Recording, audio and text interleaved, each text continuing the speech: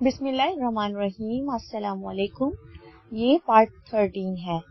آج ہم آپ کے لیے کتاب پیش کر رہے ہیں اجازت، مصنف محی الدین نواب، آواز نوشین۔ یہ کتاب آپ کے لیے بک شیئر پاکستان کی جانب سے پیش کی جا رہی ہے۔ دیگر کتابوں اور معلومات کے لیے آپ اس نمبر پر رابطہ کر سکتے ہیں 0300291960 پہ محمد اظہر سے۔ تو آئیے سنتے ہیں پارٹ 13۔ اس نے مسکرا کر خوشی کا اظہار کیا لیکن کچھ کہہ نہ سکا۔ بات ابھی تک اس کی سمجھ میں نہیں آ رہی تھی۔ اس نے ایک نظر مراد پر ڈالی، پھر مونا سے کہا، ملاقات کا وقت ہو چکا ہے، تم کامران کے پاس جاؤ۔ صفحہ نمبر 141۔ اس کے ساتھ مراد جانا چاہتا تھا۔ ڈاکٹر نے کہا، ایک ضروری بات ہے، ہم ابھی کامران کے پاس چلیں گے، پہلے مونا کو جانے دو۔ وہ چلی گئی۔ جب نظروں سے اوجھل ہو گئی تو ڈاکٹر نے کہا، اگر تم اس کی کافی میں خواب آور گولیاں نہ ملاتے تو وہ کبھی ناراض نہ ہوتی۔ ہاں، کل مجھ سے حماقت ہو گئی تھی، شاید یہی غلط فہمی دور ہو چکی ہے۔ جی ہاں، وہ سمجھ رہی ہے کہ میں نے اسے آرام سے سلانے کے لیے ایسا کیا تھا۔ بہرحال اگر غلط فہمی دور ہو چکی ہے تو اس کے بعد خوش فہمی نہیں ہونی چاہیے، صرف دوستی ہونی چاہیے۔ تم کیا کہنا چاہتے ہو؟ مراد، محبت بعد میں ہوتی ہے، پہلے دوستی ہوتی ہے۔ دوستی کے دوران ایک دوسرے کے مزاج کو سمجھا جاتا ہے، ایک دوسرے کو پرکھا جاتا ہے۔ پہلے مونا کے مزاج کو اچھی طرح سمجھو، جب وہ تمہاری طرف مائل ہو جائے تو محبت ہوگی، اگر نہ ہو سکے۔ ڈاکٹر نہ کی بات نہ کہو، میں اسے ہر حال میں حاصل کروں گا، یہ میری محبت ہے، میری شکست کا جواب ہے۔ لیزا اور شبانہ بھی تو تم سے محبت کرتی تھی، اور لیزا اور شبانہ بھی تم سے اب بھی محبت کرتی ہیں۔ اگر کاروبار کے مالک میرے بھائی جان نہ ہوتے، میں ہوتا تو سمینہ بھی مجھ سے محبت کرتی، اسی طرح لیزا اور شبانہ بھی کر رہی ہیں۔ میں ایسی لڑکی چاہتا ہوں جو صرف میری شخصیت سے محبت کرے۔ مونا ایسی ہے، حالانکہ کامران کچھ نہیں ہے۔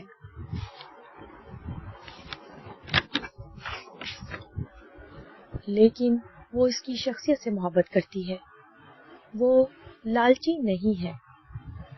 صفحہ نمبر 142۔ اس کی نظروں میں میری دولت اور میرے کاروبار کی کوئی اہمیت نہیں ہے، وہ ہر چیز کو کامران پر قربان کر دینا چاہتی ہے۔ تمہیں اسے سمجھ لینا چاہیے کہ وہ کامران کو دل و جان سے چاہتی ہے، یہ بے لوث چاہت ہے۔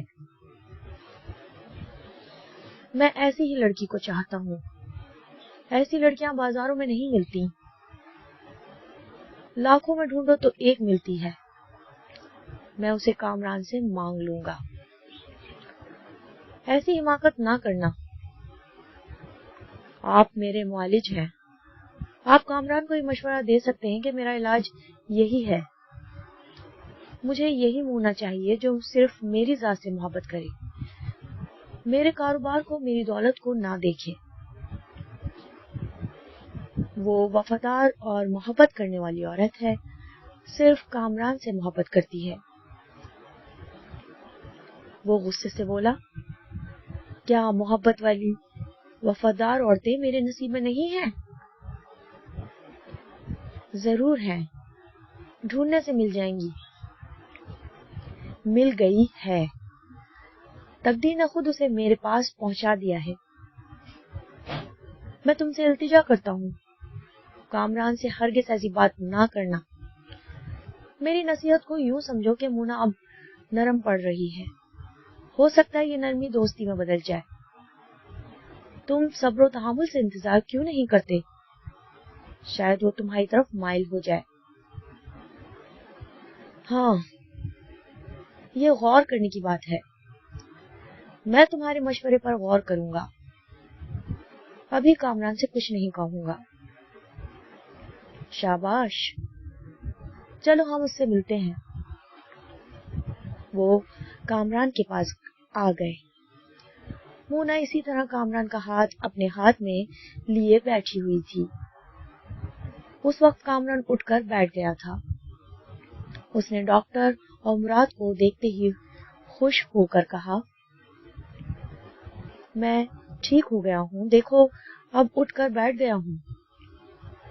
صفحہ نمبر 143. کل رات تھوڑی دیر تک کھڑا رہا. صبح اس سامنے والی دیوار تک گیا تھا. پھر واپسی میں تکلیف ہوئی لیکن خود ہی یہاں تک آ گیا. ڈاکٹر نے اس کے شانے کو تھپکتے ہوئے کہا، حوصلے سے پڑھ کر کوئی دوا نہیں ہے. تم جلد ہی چلنے پھرنے کے قابل ہو جاؤ گے. کامران نے کہا، مراد، ابھی مونا تمہاری تعریفیں کر رہی تھی. میں کس زبان سے شکریہ ادا کروں؟ تم قدم قدم پر میرے ساتھ تعاون کر رہے ہو، ایک بہترین دوست ہونے کا ثبوت پیش کر رہے ہو. اس نے کہا، آج تم غیروں جیسی باتیں کر رہے ہو. دوست جب دوستی نبھاتا ہے تو وہ احسان نہیں کرتا. میں یہ نہیں دیکھتا کہ تمہارے کام کر آنے کے لیے کس قدر نقصان اٹھانا پڑے گا. میں نے اپنے باپ دادا کے رکھے ہوئے نام کو تمہاری خاطر بدل دیا. تمہارے نکاح نامے کے مطابق اپنی ولدیت بھی بدل دی. گویا کہ اپنے باپ سے بھی انکار کیا. اس سے بڑی قربانی کوئی ہو سکتی ہے؟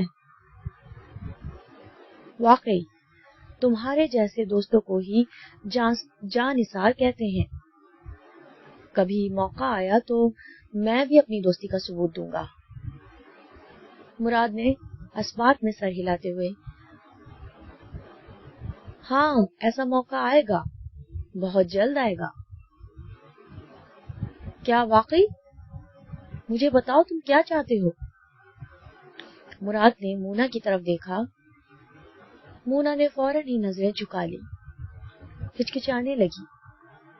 ڈاکٹر نے پریشان ہو کر مراد کے شانے پر ہاتھ رکھ دیا، جیسے خاموشی سے سمجھا رہا ہو، پلیز ابھی کچھ نہ کہنا. مراد نے مسکراتے ہوئے کہا، تم صحت یاب ہو جاؤ، ہسپتال سے آ جاؤ، پھر اطمینان سے باتیں کریں گے. ڈاکٹر اور مونا نے اطمینان کی گہری سانس لی. پھر ڈاکٹر نے کہا، میرا خیال ہے میاں بیوی کو کچھ دیر تنہا چھوڑ دینا چاہیے. آؤ باہر گارڈن میں بیٹھیں.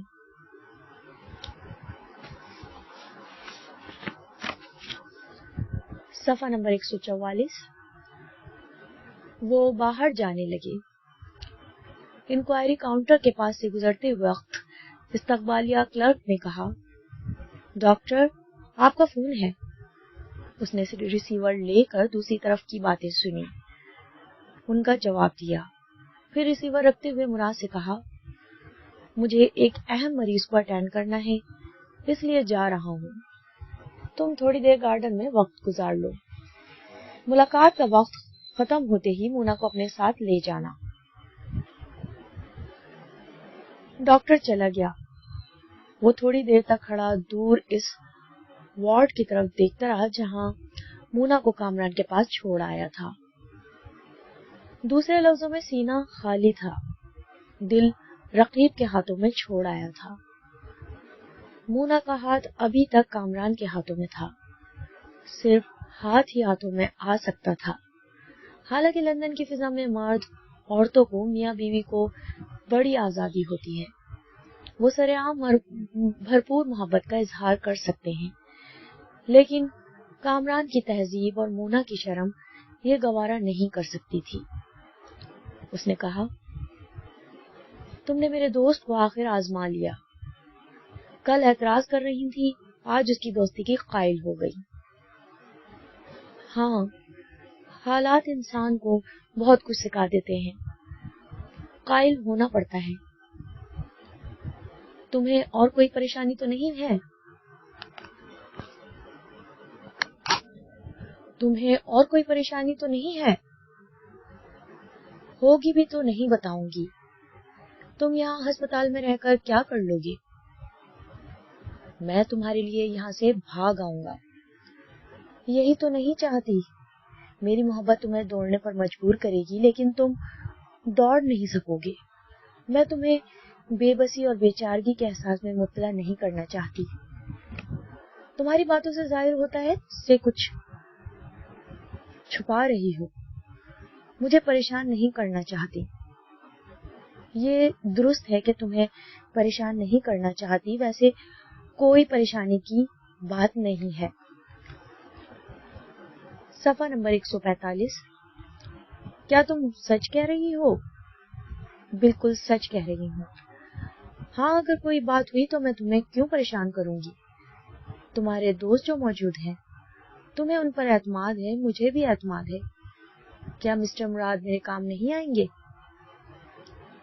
کیوں نہیں، وہ تو جی جان سے کام آئے گا. تم اس کا دوستانہ جذبہ دیکھ ہی چکی ہو.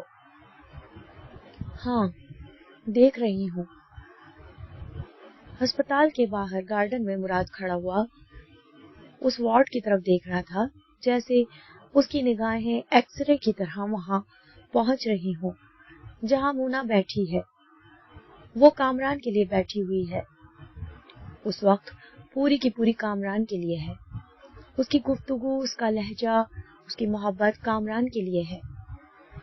میں الو کا پٹھا ہوں کہ یہاں کھڑا ہوا اس کا انتظار کر رہا ہوں.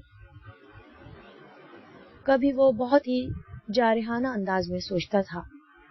جی چاہتا تھا فوراً ہی اسے چھین جھپٹ کر اپنی ملکیت بنا لے.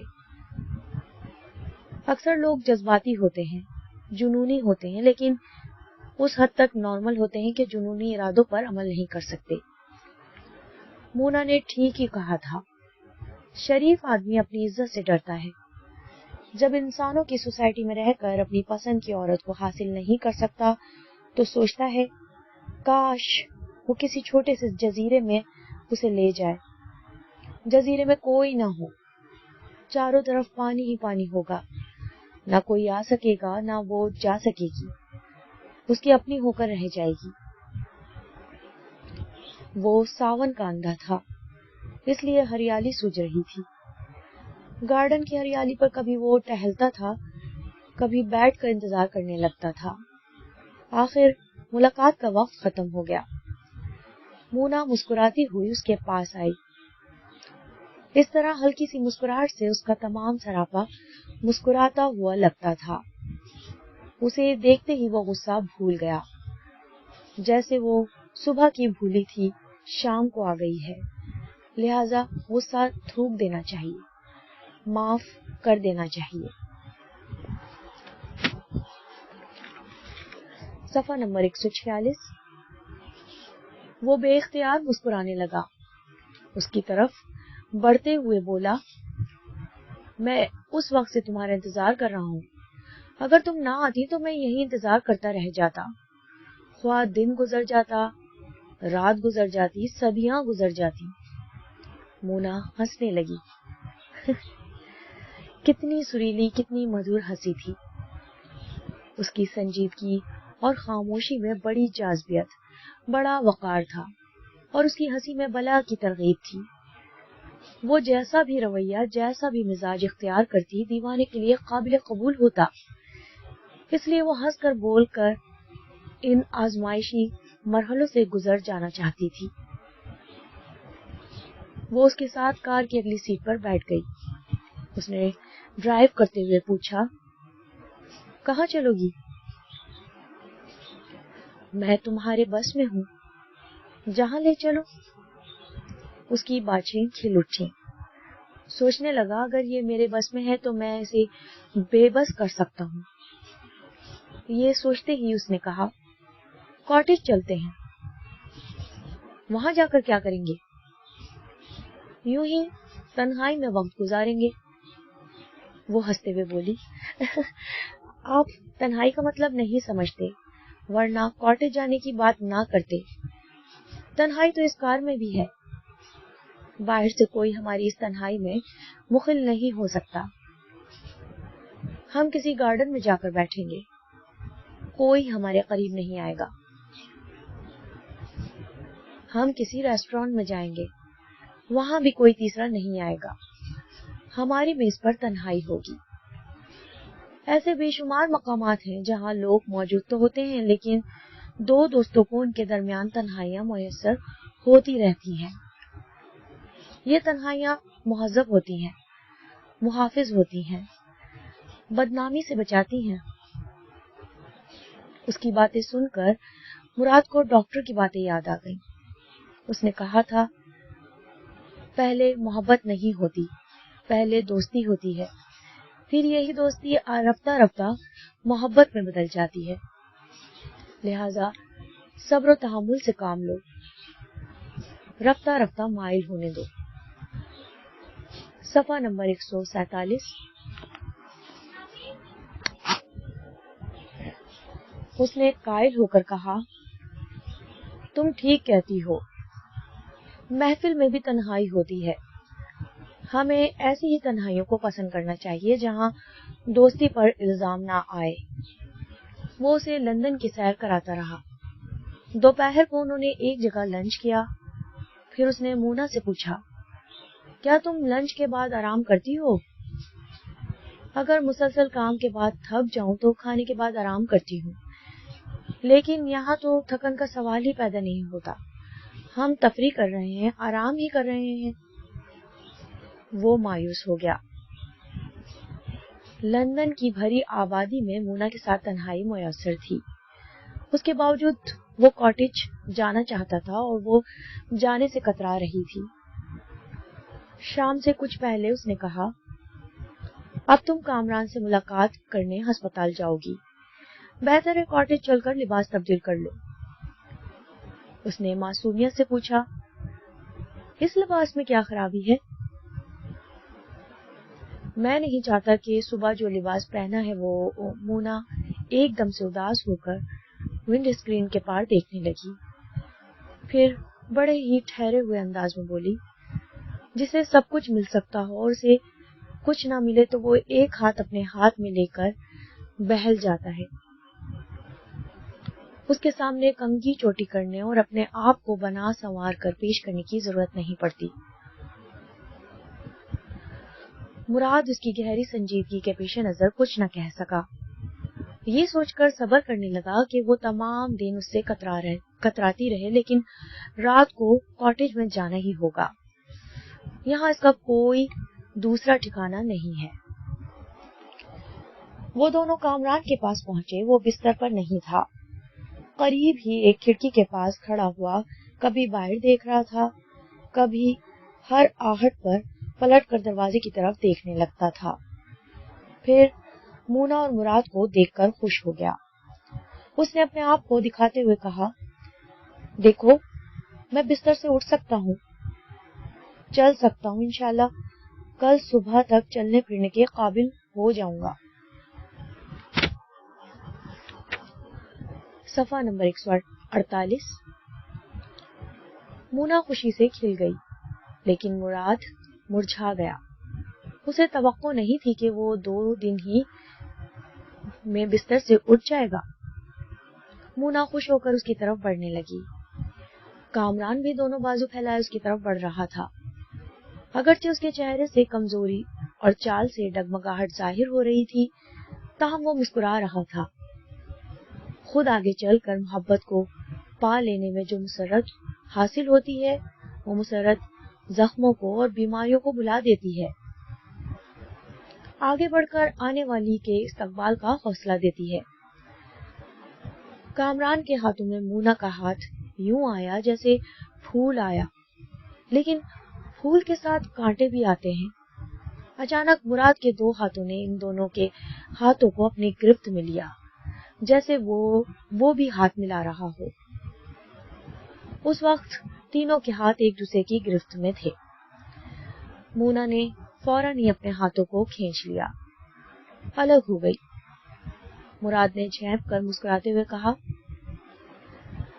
میں تمہیں صحت یاب ہونے کی مبارکباد دیتا ہوں، شاید 2-4 روز میں چلنے پھرنے کے قابل ہو جاؤ گے۔ اس نے مسکرا کر کہا، تم 2-4 دن کی بات کرتے ہو؟ میں کل ہی یہاں سے چھٹی لینے کی کوشش کروں گا، میں مونا سے دور نہیں رہ سکتا۔ وہ ہنستے ہوئے بولا، تم جب سے مونا کی زندگی میں آئے ہو یہی دعوے کرتے رہے ہو، لیکن ہمیشہ دور رہتے آئے ہو۔ یہ تو تقدیر کو منظور تھا، شاید اب منظور نہ ہو۔ اس نے مونا کی طرف محبت سے دیکھتے ہوئے کہا، اب ہمارے ملن کی گھڑی آنے ہی والی ہے۔ وہ سر جھکا کر شرما رہی تھی، مسکرا رہی تھی۔ اس کی یہی ادائیں جان لیتی تھی۔ اب وہ شرمائے نہ مسکرائے، کوئی ادا دکھائے نہ، تو پھر وہ عورت کس کام کی؟ وہ دیکھنے والوں کو یہ تو نہیں کہتی تھی کہ وہ دیکھیں اور دیوانے بن جائے۔ اب مراد اس کی ایک ایک ادا پر قربان ہو رہا تھا۔ اس میں اس بیچاری کا کیا قصور تھا؟ مراد سوچتی ہوئی نظروں سے کبھی مونا کو اور کبھی کامران کو دیکھ رہا تھا، جانے وہ کیا سوچ رہا تھا۔ پھر اس نے تیزی سے پلٹ کر جاتے ہوئے کہا، میں باہر انتظار کر رہا ہوں۔ صفحہ نمبر 149۔ وہ یوں کہہ کر گیا جیسے مونا پر فیصلہ چھوڑ رہا ہو کہ میں ہسپتال کے باہر ہوں، کامران اندر ہے۔ کہاں آؤ گی؟ کتنی جلدی آؤ گی؟ اگر دیر سے آؤ گی تب بھی آنا ہی ہوگا، کامران کی زندگی سے نکلنا ہی ہوگا۔ یہ تقدیر کا بھی فیصلہ ہے اور موجودہ حالات کا بھی۔ اس کے جانے کے بعد مونا نے پوچھا، کیا ہسپتال سے کل چھٹی لے سکتے ہو؟ مجھے یقین ہے کہ کل میں چلنے پھرنے کے قابل ہو جاؤں گا، تمہارے ساتھ ہسپتال سے باہر جا سکتا ہوں۔ کیا بریڈ فورڈ پہنچنے کے لیے زیادہ چلنا پڑے گا؟ وہ ہنستے ہوئے بولا، لندن میں پیدل چلنے کی ضرورت قدم قدم پر پڑتی ہے، اور چلنے والے تو میلوں پیدل چلتے ہیں۔ ویسے ہم بس کے ذریعے بریڈ فورڈ جا سکتے ہیں اور برٹش ریل کے ذریعے بھی۔ وہ خوش ہو کر بولی، ہم ریل کے ذریعے سفر کریں گے۔ جب مراد کی کار موجود ہے ہم اس میں آرام سے سفر کر سکتے ہیں، تو پھر وہ بات کاٹ کر بولی، میں کسی کا زیادہ احسان لینا نہیں چاہتی۔ مراد صاحب نے ہمارے لیے بہت کچھ کیا ہے، اگر ہم اکیلے سفر کریں تو کیا حرج ہے؟ میں پوری طرح چلنے پھرنے کے قابل نہیں ہوں، جتنے آرام سے بریڈ فورڈ پہنچ سکوں اتنا ہی بہتر ہے۔ وہ سر جھکا کر سوچنے لگی، پھر بولی، میں مراد کا احسان لینا نہیں چاہتی۔ عجیب بات ہے، کل تم اس پر بھروسہ نہیں کرنا چاہتی تھی، صبح آ کر اس پر بھروسہ کرنا شروع کیا، اس کی تعریفیں کی، اب تمہارے تیور پھر بدل رہے ہیں۔ کیا میرے دوست سے کوئی غلطی ہوئی ہے؟ غلطی ہم سے ہوئی ہے، تم نے مجھے مراد کے حوالے سے بلایا، میں تمہارے پاس آنے کے لیے ایسی دیوانی تو نہیں تھی۔ کیا ہمیں اس کے غلط نتائج کا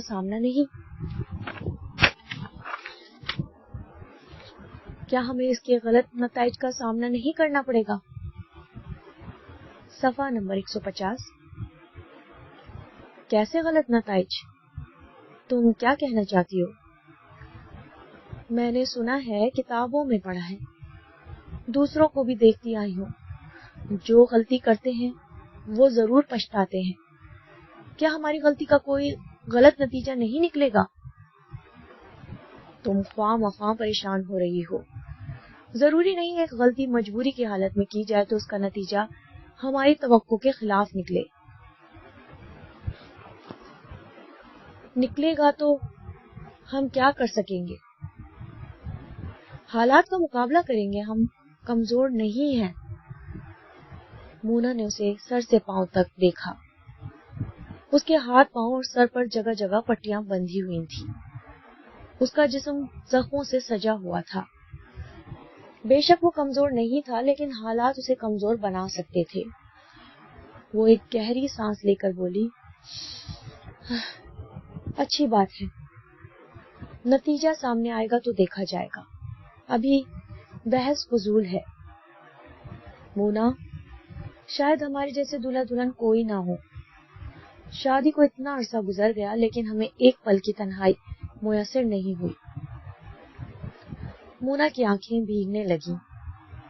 وہ زبان سے کچھ نہیں کہہ سکتی تھی مگر آنسو بھری آنکھیں کہہ رہی تھی، میں نے سہاگ کی پہلی رات تمہارے ساتھ یوں گزاری کہ تم نہیں تھے، ایک سایہ تھے جسے میں دیکھ سکتی تھی، پکڑ نہیں سکتی تھی۔ بیوی اپنے شوہر کے سائے میں رہتی ہے۔ دوسری رات نہ تو میں تمہارے سائے میں تھی اور نہ ہی تمہارا وہ سایہ میرے ساتھ تھا۔ پہلے میں پکڑ نہیں سکتی تھی، صرف دیکھ سکتی تھی، اب دیکھ بھی نہیں سکتی تھی۔ اس کے بعد ہر شب ماتمی سناٹا رہا، کوئی کسی کے کفن کو دیکھ کر روتا ہے، میں سہاگ کے سرخ جوڑے کو دیکھ کر روتی رہی۔ آج میرے سہاگ کے آنچل کا ایک سرا ایک نام نہاد شوہر کی گرفت میں ہے، وہ آنچل کھینچ رہا ہے، میرا سر ننگا ہو رہا ہے۔ یہ مکافات عمل ہے، ہم نے دیس میں جو بویا وہ پردیس میں کاٹ رہے ہیں۔ صفحہ نمبر 151۔ کامران نے آہستگی سے کہا، آنسو پوچھ لو، لوگ کیا کہیں گے؟ وہ منہ پر آنچل رکھ کر آنسو پوچھنے لگی۔ ملاقات کا وقت ختم ہو رہا تھا۔ اس نے رخصت ہوتے ہوئے کہا، مجھے یقین ہے کل تم میرے ساتھ چلنے کے قابل ہو جاؤ گے، میرا سہارا لے کر چلو گے تو کم از کم ساتھ رہے گا، میں تنہا کسی کے رحم و کرم پر نہیں رہ سکتی۔ وہ بڑی محبت سے رخصت ہو گئی۔ باہر گارڈن میں مراد انتظار کر رہا تھا۔ شام کی تاریکی پھیل رہی تھی۔ وہ بہت خوش تھا، جیسے یہ دوسری رات بڑی مرادوں کے بعد آ رہی ہو۔ اس نے کار میں بیٹھتے ہوئے پوچھا، کاٹیج چلو گی؟ تھوڑی دیر گھومنا چاہتی ہوں، کچھ کھانے کے بعد چلیں گے۔ کیا گھر میں جا کر پکانے کا ارادہ ہے؟ کامران ہسپتال سے آ جائے تو ہم گھر میں پکائیں گے اور خوب انجوائے کریں گے۔ وہ رات کے کھانے کے بعد تقریباً 10 بجے کاٹیج میں پہنچے۔ مراد بہت خوش تھا، ہولے ہولے گنگنا رہا تھا، لطیفے سنا کر اسے ہنسانے کی کوشش کر رہا تھا۔ کاٹیج کے سامنے پہنچ کر اس نے گاڑی روکی۔ مونا نے اس دوران اس کے ساتھ ہنستے بولتے رہنے کی کوشش کی تھی، لیکن اندر ہی اندر ذرا خوفزدہ اور پریشان تھی۔ ایک اجنبی میزبان کے ساتھ یہ دوسری رات تھی۔ سوچ رہی تھی کسی طرح یہ رات عزت و آبرو سے گزر جائے تو زندگی ایک سخت امتحان سے گزر جائے گی۔ وہ کاٹیج کے دروازے پر پہنچا، پھر اسے کھولتے ہوئے بولا، آج تم سے اپنی زندگی کی سب سے اہم گفتگو کروں گا۔ کیا ان باتوں کا تعلق مجھ سے ہے؟ خاص تم سے ہی ہے۔ وہ مسکرا کر بولی، پھر تو میں جانتی ہوں آپ میرے نقصان کی باتیں نہیں کریں گے۔ صفحہ نمبر 152۔ دروازہ کھل گیا۔ وہ خوش ہو کر بولا، کیا تمہیں مجھ پر اتنا اعتماد ہے؟ آج مجھے اتنی دیر تک ہنساتے رہے، خوش رکھنے کی کوشش کرتے رہے، پھر بھلا دکھ پہنچانے کی باتیں کیوں کریں گے؟ وہ اپنے کمرے کے سامنے پہنچ کر رک گئی، پھر چونک کر بولی، اوہ، میں اپنا پرس تو کار میں بھول آئی ہوں، ابھی لے کر آتی ہوں۔ ٹھہرو، میں لا رہا ہوں۔ وہ کاٹیج کے باہر آیا۔ اس نے کار کو لاک کر دیا تھا۔ دروازہ کھول کر اگلی سیٹ پر پڑے ہوئے پرس کو اٹھا لیا۔ وہ بہت ہلکا لگ رہا تھا۔ اس نے پلٹ کر دروازے کی طرف دیکھا۔ جب یقین ہو گیا کہ مونا وہاں نہیں ہے تو فوراً ہی اسے کھول کر تلاشی لینے لگا، لیکن وہ خالی تھا۔ اسے بڑا تعجب ہوا۔ اس نے پرس کو بند کیا، پھر کار کو لاک کرنے کے بعد کاٹیج کے اندر آیا۔ مونا وہاں نہیں تھی۔ اس نے پکارا، مونا؟ بیڈ روم کے اندر سے آواز آئی، میں یہاں ہوں اور میں نے اپنے دروازے کو اندر سے لاک کر لیا ہے۔ رات زیادہ ہو گئی ہے، ہم دونوں تھکے ہوئے ہیں، لہذا آرام سے سو جانا چاہیے، صبح ملاقات ہوگی، شب بخیر۔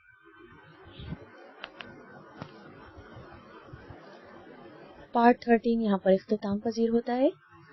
کتاب اجازت کا بقیہ حصہ پارٹ 14 پر سماعت فرمائیے۔ شکریہ۔